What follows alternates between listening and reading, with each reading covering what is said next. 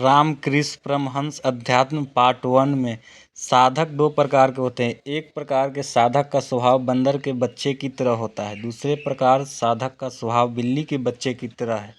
बंदर का बच्चा स्वयं अपनी माँ को पकड़े हुए उसे लिपटा रहता है, पर बिल्ली का बच्चा स्वयं माँ को नहीं पकड़ पाता।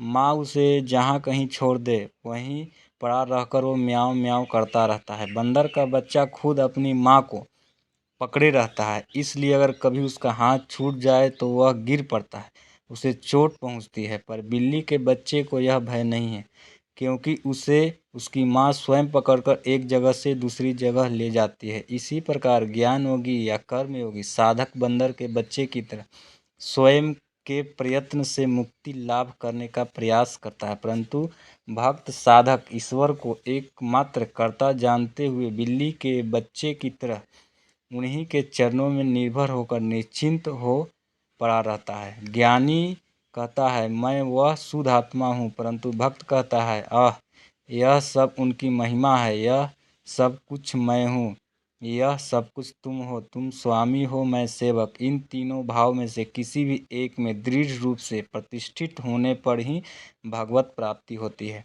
शिव के अंश से जन्म होने पर मनुष्य ज्ञानी होता है, उसका मन सदा ब्रह्म सत्य जगत मिथ्या इसी बोध की ओर जाता है।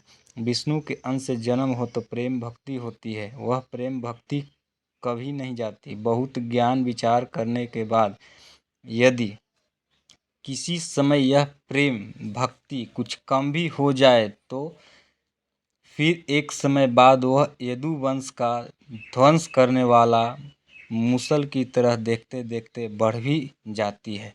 ज्ञानी के भीतर मानो एक ही दिशा में गंगा बहती है, उसके लिए सब कुछ स्वतंत्रतः वह सदा स्वरूप में अवस्थित रहता है, परंतु भक्त के भीतर गंगा एक दिशा में बहती है, उसे ज्वार भाटा आता है। वह कभी हंसता है, कभी रोता है, कभी नाचता गाता है, भगवान के साथ विलास करना चाहता है। वह आनंद सागर में भी कभी तैरता है, कभी डूबता भी है, कभी उतराता भी है।